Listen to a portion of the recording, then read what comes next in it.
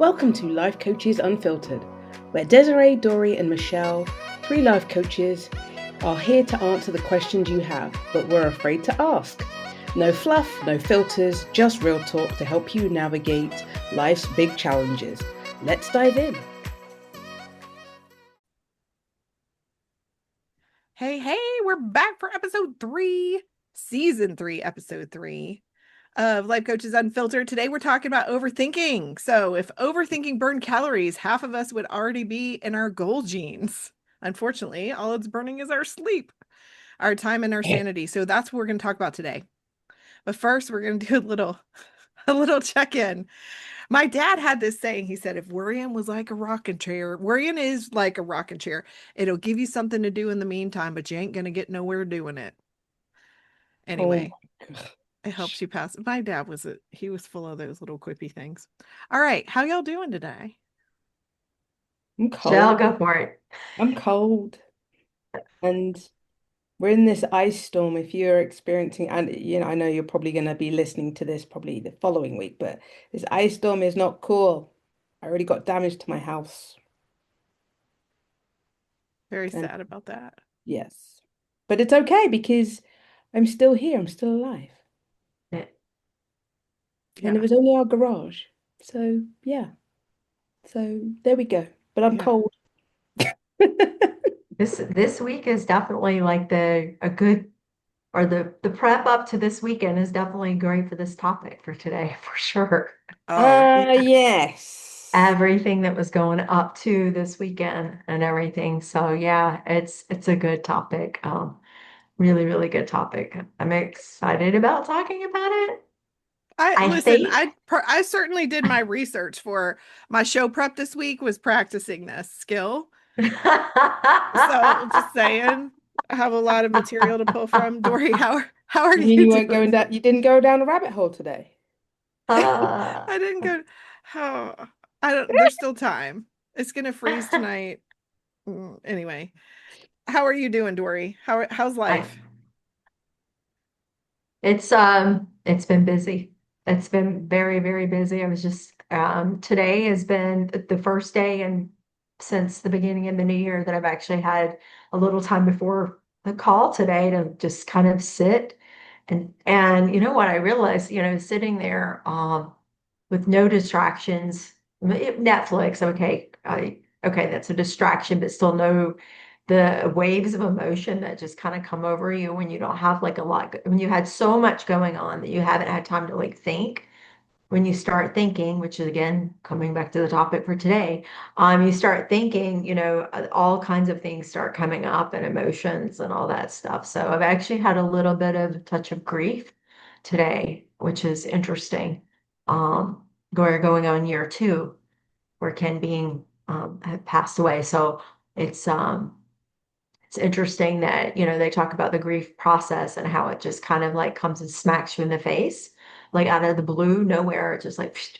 And I think I've kept myself so busy that I haven't, been able to process certain things. And so today was one of those days. So my energy level is increasing as we're talking because it's always good to talk with you guys. But yeah, in the beginning, I'm just kind of like, dragging, but I'm happy to be here.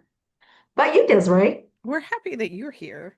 And I was just Yeah. to remind you that as a general timeline, it shocked me when in grief training that early grief is the first 2 years. And so just be kind to yourself. Um, yeah, I'm fine. I went to Podfest. Oh my gosh, it was like a whirlwind. So if my friends from Podfest are listening, it was down in Orlando. Came back and got into storm prep, overthinking, over planning mode, and had contingency plans up to Z. It was like plan A, B, C, D, all the way to Z. Yeah, it was great. I didn't use anything that I bought that I not yet. Not yet.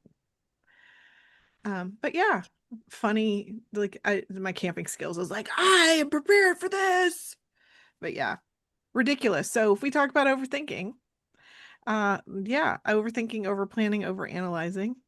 I'm telling on myself here. Well, I mean, I can tell on myself right now. I mean, seriously. If we talk about, are we going to start talking about overthinking? Well, Because first let's just like, okay, if you are not familiar with overthinking, how would y'all define that? um, just going down a rabbit hole, like you have a problem and then you kind of, I'm not saying make up stories, but then you'll have all these other stories and then it will just kind of spiral into something else. And it's just kind of like, all right, okay, we need to stop. Is this really true? What's going on? And then you catastrophize things because I did it today. I did it today. I have been overthinking since that branch hit my garage. I'm like, oh my God, what happens if more branches are going to hit the house? And can I go to sleep? Am I going to be able to go to sleep tonight because I'm going to worry that something may come through my house? Okay, I'm overthinking, I'm catastrophizing, and I had to stop. I was just like, all right, I think I just need to go and lay down for a little bit and just take some time for myself. But that was a great example. So I think today is perfect to talk about the Yeah. overthinking. Because then I'm like, all right, now do we have to, are we going to call the insurance? What are we going to do? La, la, la. We just had a claim 3 years ago. That was in my head as soon as it happened. We've got to take pictures. We've got to do this. We've got to do that. And my husband was just like, can we just take a moment, please? Like, slow down. I was like, we've got to get as many pictures as possible. And then, the insurance may drop us because it's going to be our next claim in 3 years. And like, yeah, Yeah. I hope that gives everyone a great example of The the hilarious thing overthinking is and the catastrophizing. I saw you yesterday at breakfast. Like when I was no, that was not yesterday. It was Friday. Good Lord. It's a time warp. I saw you Friday and like I'm the one that was freaking out about all the and y'all were like, yeah, have some water saved up. We'll be fine. I have a gas stove. We have two fireplaces. It's fine. And then yeah, like at some level we do not have control. Like yeah, and I think that our brain is trying to predict the control and all the ways that things can go sideways. All right, Doree, how would you define overthinking? Mhm. I, going off of what Michelle says, I was thinking when she was talking, because I was thinking about all this, but I was also thinking about how I overthink about like things I've said and how I could have said something differently, or how someone is thinking about me because of something I have done or said or didn't do or say. So you've got the thinking of the future, worrying about the future, what's going on, overthinking, analyze. I call that risk analysis, right? And then what you did in the past and what you could have done differently, or how it impacted others and how they're thinking of you when you're doing that. I guess that's lamenting over like the past, right? So you've got all of this stuff, the present and the future. I mean, not the present, the past and the future. And just trying your brain, I think, is trying to do, like you said, something to make you feel okay and to feel make sense of everything, trying to predict, but also I think it also tries to kick you in the ass too at the same time. The ass kicking machine, right? Of the past, of just going, well, you should have done this, you could have done this, and that sort of thing. So you overthink all of these different things when really and truly, yeah, it just that's my analysis of what overthinking is. It's just it is living too much in the future or too much in the past and trying to like just yeah. Yeah, that and I love that you pointed out the dwell. Okay, so dictionary.com, the Google say that thinking of overthinking is thinking about something too much or for too long. And I love that you picked up on the past and the future because Mm. another article that I read was worrying about the same thing repeatedly, usually split into rumination over the past and worry about the future. So lamenting and rumination, love that. And then anxiety of the future, like total. Yeah. And like forecasting your weather forecast of what can go wrong. But when you were talking about that, what came up for me is I was like, we're in survival mode when we're doing it. And when we're living from this place of anxiety, we're trying to keep ourselves safe. So we're trying to anticipate the danger. That's what the anxiety is for. But then the rumination and lamenting over the past is usually over crap that we said or did, or our how other people are behaving in relation to us. And I think that comes from our need to belong and how we have a need for community as human beings. Mhm. And so they're coming from a good place. They're just being taken too far. Yeah. So, And yeah. and it was just so funny when you were talking, Dory, about, maybe I should have said something. And sometimes I'll get into that mode of, was I was I really harsh? Was I too much? And then you just kind of ruminate and just like, do I need to apologize? Do I need to, Yes. did I overstep my boundary? Was I too harsh? Did I, upset the person? Is that why they're not texting me back? Is that why they're not answering my call? Yes. Gosh. It's the Am I the Asshole thread on Reddit, right? Maybe we should do, if you have one of those questions, submit it to us. The Google Am I form the link is in asshole our thread? description. If you want us to dissect if you're the asshole, I would love to do a show on that. Okay, let's help you with your ruminating Like there is thoughts. a show where people come in and there's a scenario and they're like, "Am I an asshole?" I feel like there is a show, but A local morning radio show in Atlanta used to do it. Love it. Yeah, I Am I love it. the A-hole segment. You know, that's sometimes I am the asshole. I mean, there are times I'm truly an asshole, but most of the time I would say that I'm not. But I make it up, and I'm the worst. Like when it comes to my stepkids, I am so sensitive and tenderhearted when it comes to them that if I don't hear back from one of them, like I'll send a text, and if I don't hear back from one of them within like a couple of days, I automatically go into I must have done something wrong at Christmas, or I didn't do something that they would have liked at Christmas, and especially, with their father passing and stuff, was it because I didn't have a stocking hanging? What did that upset them and they're not saying anything about it? Oh my God, they're not going to speak to me anymore. Oh, I'm going to be devastated. Why are they not talking? It just becomes like this whole story and narrative in your head about like why they're living their own lives. Like it's so, and maybe they are, maybe one of them is mad at me. I don't know. But, I can sit in and ruminate over it all day long and just really, really get myself into a tizzy.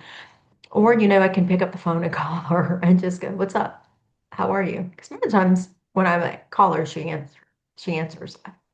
I don't know. that's rare for that generation to answer the call because normally they like to converse with text. Or You I'll have to text and say, text "Hey, before it's you it's been call. a while. Can we catch up?" And right away, text me back, absolutely, and then called me today. So I have been like in a about making up stories about Christmas. Good God, what are we in January? And I'm making up stories about things I didn't do at Christmas. It's We're in late Mhm. January. Um, yeah, I mean, but that makes sense to me though, right? Because I do that too. Like, was I out of line and overthink things and yeah.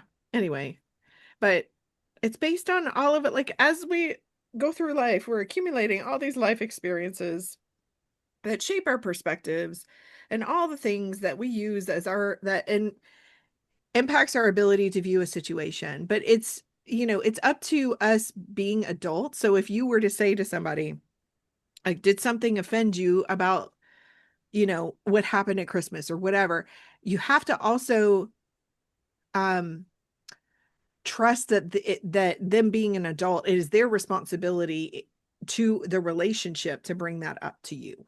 Does that yeah, make sense? yeah. And I Totally. say that knowing that there are some things that I probably should have been clearer on people with, or yeah, I don't always do a good job of that. So I think too, though, when you get ready to have that too, be prepared though to hear that maybe there was something and being yeah, able to like, I think that's I think that's part of the lamenting. And I know I keep talking about the lamenting piece of this, but I think that's part of the lamenting too, is the fear of actually asking the person, did I do or didn't do something to do that, out of fear that they're actually going to point it out and say, yeah, you did. Yeah, you did. And then what? So it's kind of a double-edged sword when you're thinking about those types of things, about what you really want to do to kind of solve it and nip it in the bud. So, Like, yeah, don't ask questions you don't want the answer to. right.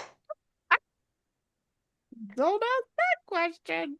Like, did Uh, I really open this can of worms? Yes, I did. And so you got to take it. Yeah. Yeah. I'm sorry. I'm oversharing. All right. So how do we know that overthinking has become a problem? What do you guys think? You think it is a problem? Like how when does it become a problem? Oh, when you So can't sleep. That's a good Hello? one. Like you're just laying in bed, like, and those thoughts are just churning, and you're like, why can't I get to sleep? Well, you thinking too much. Your brain can't shut off because you just keep on spiraling. Oh, I think that was me today.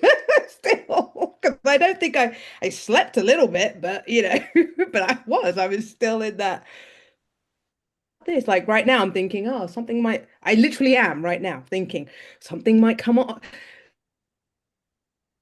I am physically.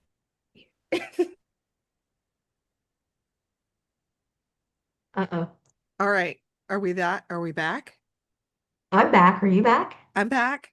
Michelle is frozen. Elsa. Elsa came to visit. How was her stay? Aw. Uh-oh. Michelle has a very sad face on the frozen screen. I think Olaf came and said, "Do you want to build a snowman?" All right. Michelle's on commercial break, but we're going to keep rolling because Let's we keep are going. one take wonders. I think she might be back. All right. Did Elsa come to visit or did you go build a snowman?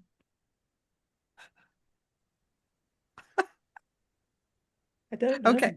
All right. So you were saying that when you have trouble sleeping, that's what overthinking. Yes, overthinking. It definitely affects my sleep.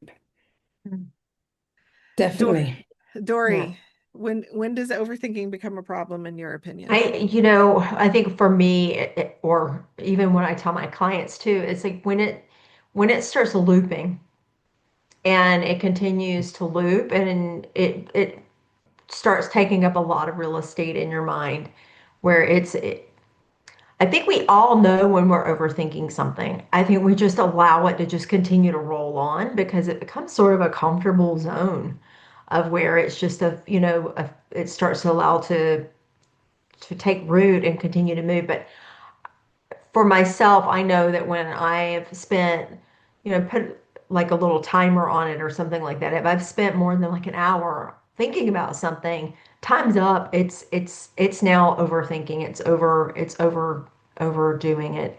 Um, but and then I'll pick it up later. So I'll put it down and pick it back up, put it down and pick it back up, and just kind of it until it's made its way. What about you, Desiree? Um, so my this is I'm telling on myself again. So when you stay in thinking too long and you don't act, so you're just Mm, stewing, you just continue to stir the pot. And the funny thing is with the overthinking about my storm prep, um, it was so interesting because I was like, I woke up one morning and I was like, okay, I'm going to come to a place of acceptance. If I lose power for too long, then I'm okay with losing everything in my fridge and my freezer. And I was like, let me just work on acceptance. And then, like 2 hours later, I'm like, let me buy a 12-volt fridge off Amazon and I could use it when I go to hippie camp. And like, it's so dumb, right? And then I was like, well, I've been wanting a portable power station and some solar panels. And it's like, stop it. Stop it. Um, yeah. And so it's just like, yeah, I put it took down, pick it up. action. Huh? Put it down and pick it up. Put it down and pick it up. I mean, the funny thing is, once I took action and I was like, okay, here's my plan for all my contingencies, and I arrived at Z, I was like, okay, I can move on a little bit. But then I was still like checking the updated forecast. And I don't know why. I think I was taken by surprise the first winter storm when I moved to Georgia. It was a pretty big one. I looked up the stats. We got between an inch and an inch and a half of ice, and we were out of power for like 3 days. Had no idea what the hell an ice storm was, and like the trees snapping scared the crap out of me, because it's like they just snap like toothpicks when you have that much ice on them. And Mhm. so I live in a home with a lot of trees around me. And so it scared the crap out of me. Now, where I live now, I don't lose power very often, but so it's like a different animal, but it's like that PTSD of like living through an ice storm. Um, and so I was overthinking a lot. I think a lot of people had a lot of wasted time this week in the storm. The people that were worried about it, some people were just like, F it. It's just whatever's going to happen is going to happen. But yeah, so taking action, usually if I find myself in the looping, trying to take action because that action is going to give you some clarity, it's going to help you with forward momentum, even if it's the wrong thing, right? Yeah, yeah, So, you're right. yeah. I found like, if you're talking about thinking about things in bed at night and not sleeping, sometimes it's a matter of just writing them down on a piece of paper too, and just getting it out of your head and on to something that you can see and go, okay, I can now that I've got it out, I can look at this tomorrow, or I can sit here and I can figure out just some sort of like strategy around it just to get it out because that is it, like you said, taking action, doing something to kind of put the mind at rest that, hey, I got this. I'm the adult here. I've got this. I've got this. It's like, you think about your dog or your child, they're depending on you. Your mind is sort of that way too, for you to just kind of go, hey, I I got this, trust me, I got this. And soothing it that way is I found as well. It's just kind of putting it down on paper. I even like draw out like some sort of like map or whatever and just kind of put things together and it just kind of makes more sense, if that makes sense. Mhm. Yeah. Writing it down, like when I'm going somewhere, especially when I'm going camping, the things or like a big trip, and I'm like, okay, I need to remember to pack this. I have to get my phone out and make lists because I can't go to sleep because there's too many things that come Yeah. up when I'm trying to go to sleep that I remember to pack. And then I'm like, I can't not remember this. And then I can't sleep. So like list making is a huge one for me. Yeah. I found recently too, like having relationships and things like that too. I can kind of like get in a loop about those things too. And that'll like, laying in bed at night, it just kind of like can be bothersome. And so being able to kind of reconcile in my head some things around it, just going, what can I do about this? What can I feel about this? And just kind of having a conversation, a different kind of conversation.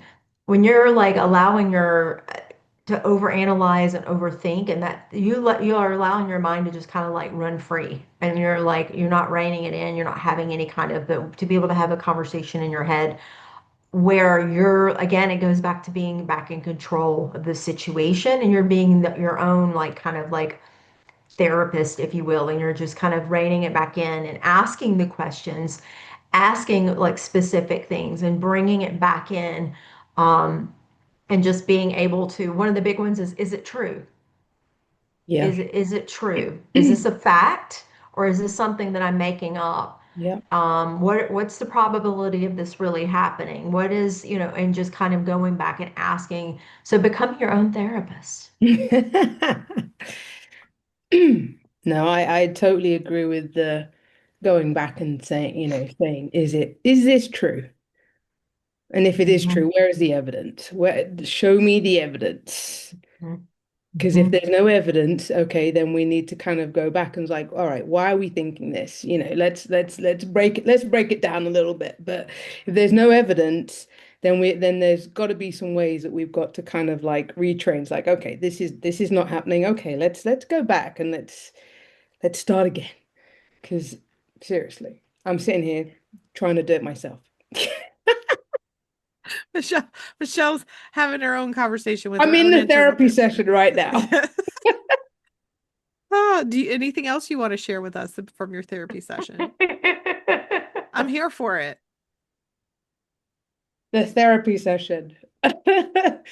Um, I feel like, and again, we've done a podcast on this, the whole anxiety piece. Yeah. Like, I think that also raises your head. And then I'm sorry, I know I'm jumping all over, but I also feel that the people who are perfectionists, okay, they overthink a lot because they want everything to be perfect. And then obviously they're giving themselves some anxiety because they want things to be perfect. And when things aren't perfect, then there's an issue. And then they're going to start overthinking about, okay, so how can I make this perfect? And what can I do? And it again, that spiral is just crazy. And I know people who are like that. But it's exhausting. Yeah. Are you pointing fingers at me? No. Do you feel attacked? I'm so I don't sorry. know. The finger keeps waving around, so I No, I mean, I've like been pointing at myself since the start of the podcast. So I remember watching Oprah. I think I've shared this before, and she's talking about like perfectionists or something. And I called my mom and I said, "I think I'm a perfectionist," and she just busted out laughing. She's like, "You're just figuring that out." I was like in college. And then I was telling my dad this. He was like, "Why do you think I get you to paint all the slot machine?" Like my dad restored antique slot machines. He's like, "Why do you think I get you to do all the detailed painting on the slot machines? Because you're a perfectionist." I was like, "Oh, thanks." I mean, it takes one to know one. That was him, but like, yeah, I had no freaking idea. And the hilarious thing is people, okay, so a perfectionist is someone who sets high standards for themselves and others. And people would be like, "You set such a high standard for yourself." And I'm like, "Well, that's just how I should behave." I had no idea I was doing it, y'all. And then I would put that expectation on other people. That does not make you a popular person. no, it does not. And it's so funny because I had a roommate. If he's listening, I'm not apologizing because he knows it.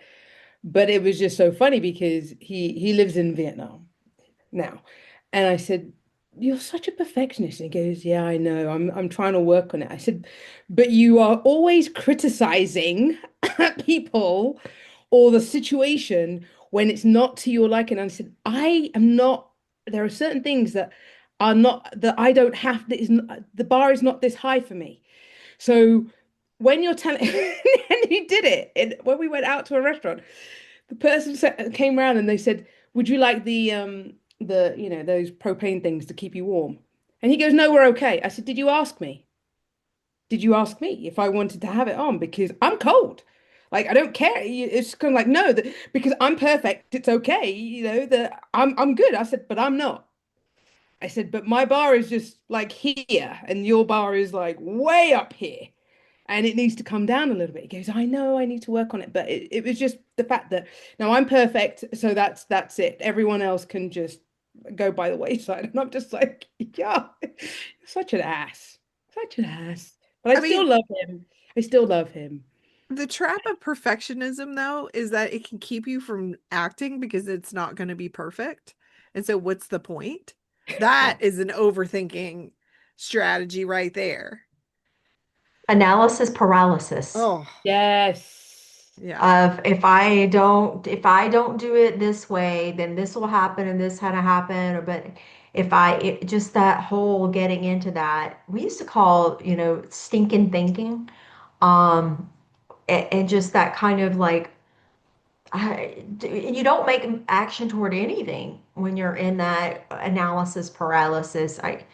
God love him. Ken was like analysis paralysis king, and he would like get into this and just kind of it'd be weeks.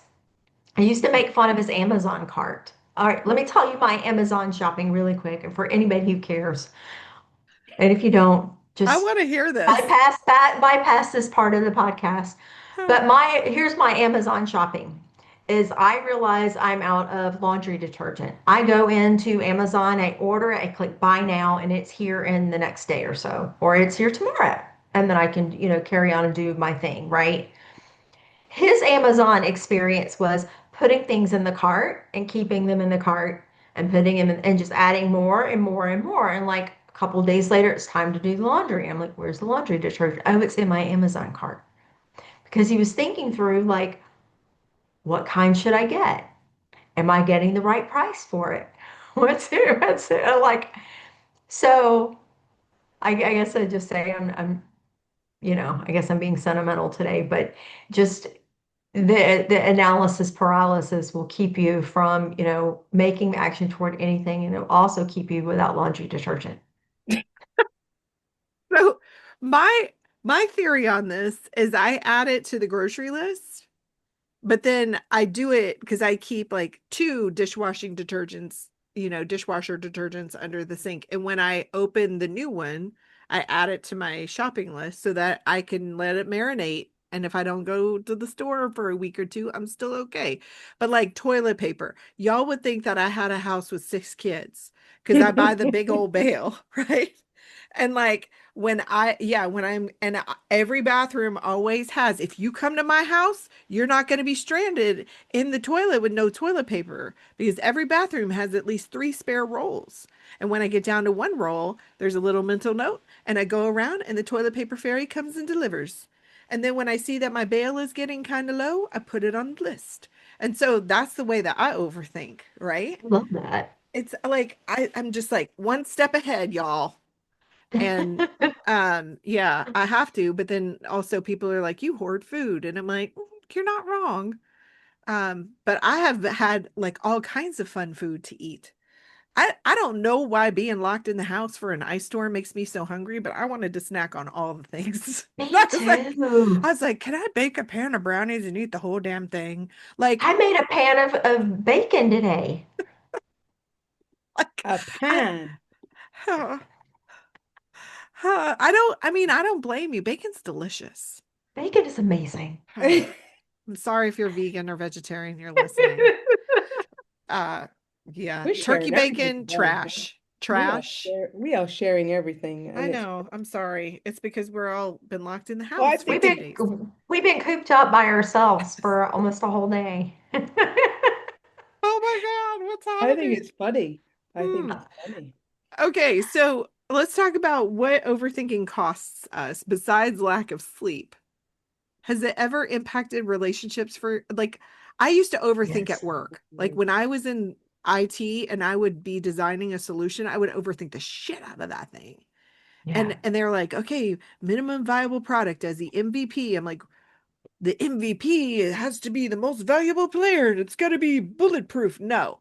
It just gets the damn job done. And I struggled with that for so long. Just get it done, right? I would just over design shit and think about all the ways it could go wrong. Yeah. So that was not fun because it made like work not fun. I think on like a romantic level, like romantic relationships in the past, that overthinking, overanalyzing the relationship itself, picking it apart, just picking and dissecting it and trying to do all of those different things, it has made me come across as insecure. Mm. Because of the fact that I was just trained and it just and it made me I think it made me insecure. It made me feel just kind of like needy and kind of like so over analyzing there and we got episodes coming up about relationships, which I'm really excited about. We have one on self-esteem. So, we all these things that are coming up that tie into all this stuff together. But I mean, you think about like there is a time to analyze something, but sometimes we have the tendency when we have partners and things like that to overanalyze our partners, and we have the tendency to focus on all that's negative and all that's going wrong and not really looking at sometimes the things that are going right. So I think it's actually cost me, I won't say, it's cost me kind of my own dignity in the situation, not necessarily the relationships themselves, because at the end of the day, most of them needed to go anyway. But it cost me sort of my own power in that situation of being able to like stop over analyzing it, make a freaking decision, and stand in my power and being able to stand up for what it was I wanted instead of just being, oh, let me overanalyze this, let me be wishy-washy, and let me just kind of like that kind of thing. I mean, I think, I mean, I'll go back to my 20s and 30s. I, I believe that I overanalyzed and overthought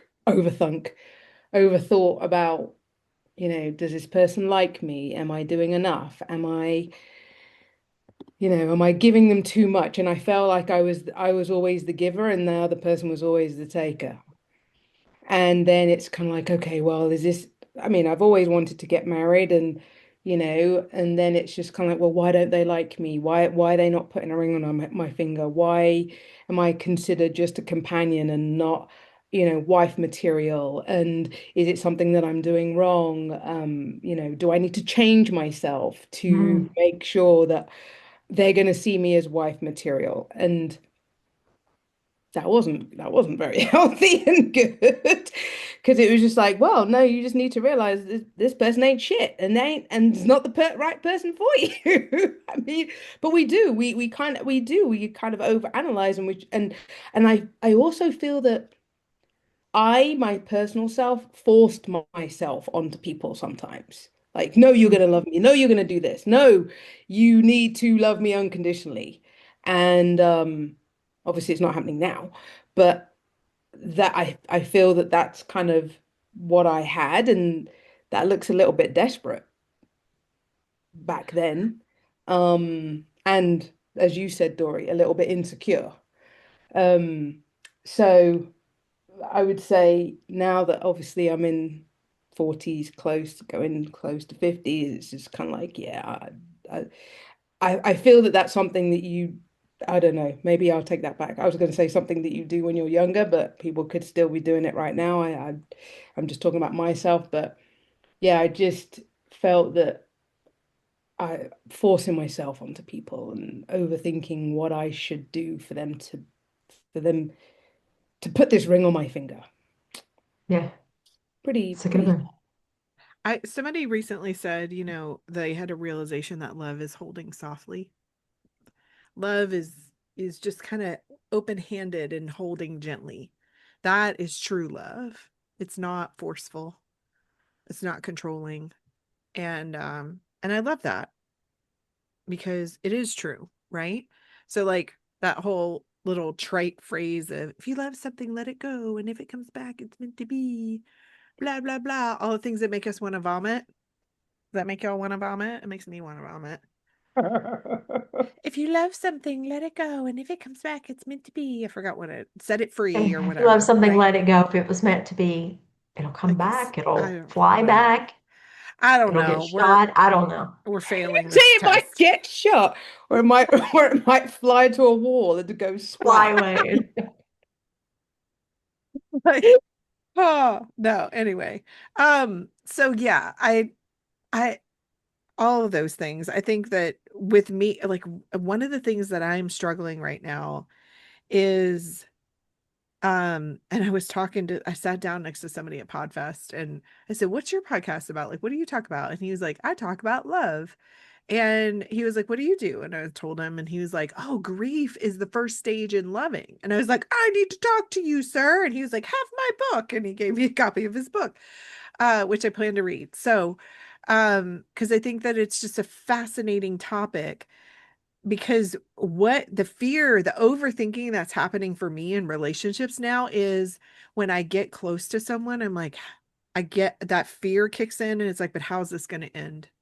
And what's it going Mm, to feel like? And oh, I'm scared. And so I don't even want to get in the boat to even push away from the shore to trust and to open myself up emotionally because it's safer just to stay With your away guard from up. it. And y'all just knowing that people that have been doing the work still struggle with some of this stuff. Yeah. because this surprised the hell out of me. I was like, this sucks. I don't like admitting that about something that I'm struggling with, but that's how I'm overthinking in relationships right now. Oh, anyway, and it overthinking is exhausting. It can lead you to burning Oh out too. God. Yeah. So So is. And focus on and it can action. also cause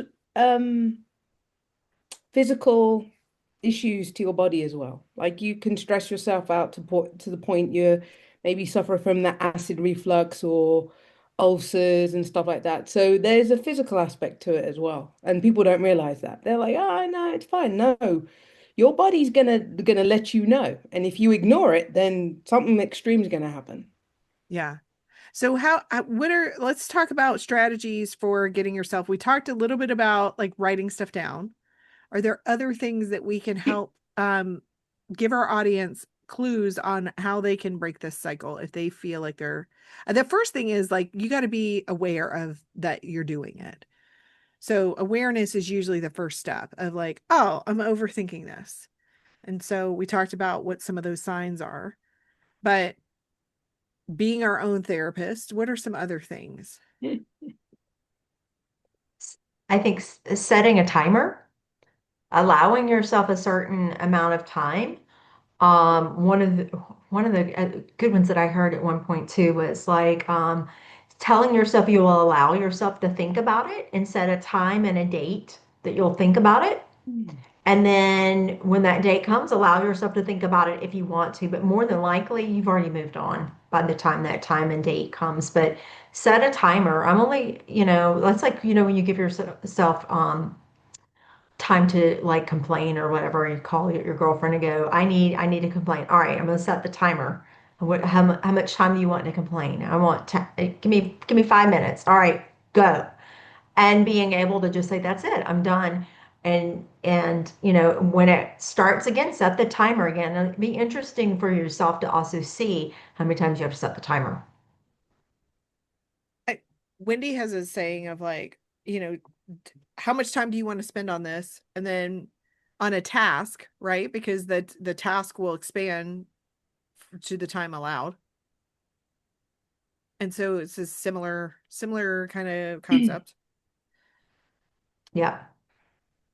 I, again, for me, sometimes if I'm overthinking, I have to call the friends who are going to listen, and give me the good advice that I need to follow. Because we have those friends who you'll give them the advice and then they don't follow it. And then you'll just hear, all right, you're still thinking about this. Like you're still going over this.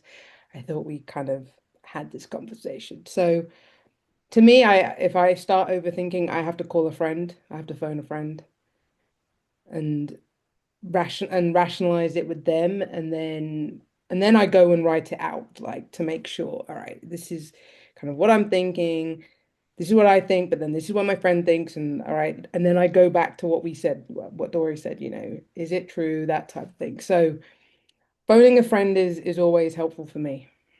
Yeah, that's a solid one. I don't Yeah. think I realized how much I was overthinking my storm prep until I got to my networking meeting on Friday and would tell my plans to everybody and they were just like, "Wow, that's a lot." Like, okay. Yeah, but Yeah. my cousin and I, the problem is my cousin is just as much of a prepper as I am in terms of like catastrophizing, and we blame our dads because our dads were brothers, and so she had all the hurricane lamps out. I was like, oh Oh, man, we had those when I was a kid. Anyway, yeah, I think talking about it, taking action, journaling, setting a timer, those are all yeah, great ways there to are. stop that overthinking. Runaway train, the wild horses running towards the sea. Mhm. Are you ready for the uncomfortable question? If you would like to plant it, Let's see, which one should I pick? Uh, okay. If you couldn't overthink this situation anymore, what uncomfortable feeling or decision would you have to face instead? Oh, I I don't know. Doree, do you have something? Who's got an answer? No, actually. I was just trying to figure that one out in my head. I'm like, that read like Dr. Seuss to me. Can you reread that, please? So if you, so again, so you can't overthink about the situation anymore. So what's going to be the feeling, the uncomfortable feeling that you would have instead of the over like the spiral that would make you like realize, oh, I'm overthinking, but not the overthinking, if that makes sense. So, like, what would you take action on if you couldn't overthink anything anymore? Mine would be texting somebody that I probably need to reach out to have a conversation. Exactly. Exactly. Yeah. And mine's the same. It's around the whole like people pleasing, you scared them to make somebody mad type of thing. I think it's the same. Yeah. I kind of feel that, and this kind of happened when I start to feel anxious or things that are ruminating. Again, my chest gets tight, and so every time it's like if my chest gets tight, something's going on, and that's a good signal for me when my chest gets tight.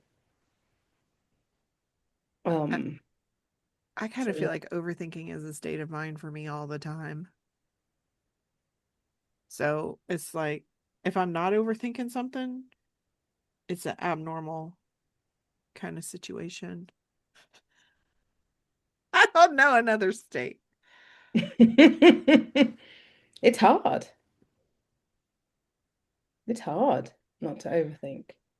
Well, I mean, I think it is. Some people, sometimes I look at people and they're like, well, I just put up a website and started selling doodle bugs or whatever, and I'm like, man, I wish I had that power. I'm like, well, let me take a class on how to develop a website and e-commerce and get the certification. And yeah. Mm. They're just like, oh, I decided to sell the doodle bugs last night and by 10 p.m. And you know what? The funny thing is, when I act on impulsive things like that, usually it's the right thing. So the overthinking spiral does me no good. But Yeah. yeah.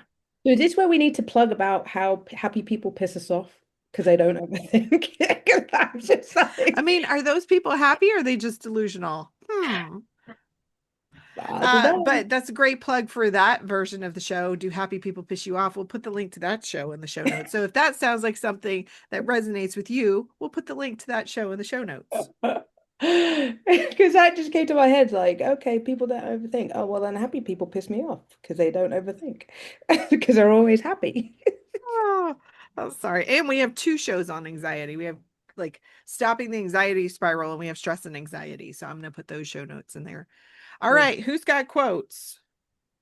Okay, one. All right. Go ahead, Doree.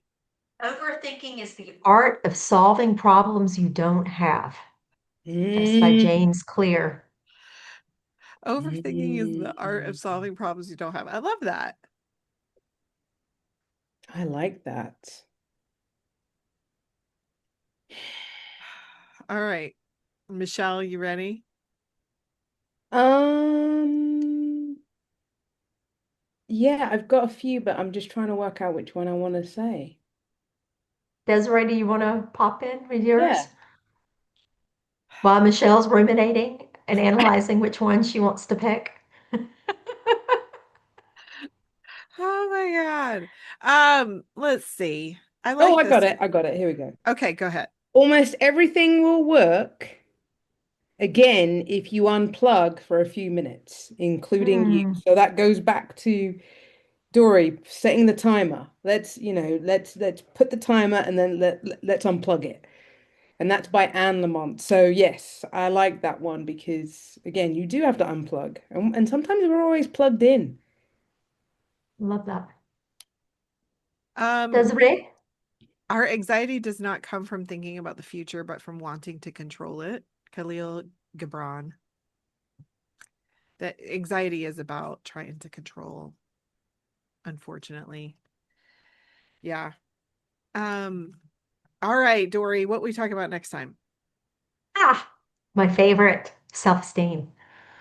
Do you have self-esteem? Do you have too little self-esteem? Are you Mm. worried that you're not enough? Then tune in next week or the next episode, because we're not doing it next week because we have other things we're working on. But come in next time. I just messed that up. Anyway, That's we're doing fine. We're one take self-esteem. wonders. Just keep on rolling, honey. There ain't no messing up in this podcast because There's we no messing are. up unless Listen, you have no self-esteem. No, you just TiVo yourself, go bloop, bloop, bloop, bloop, bloop, bloop. Okay, start over. Take two.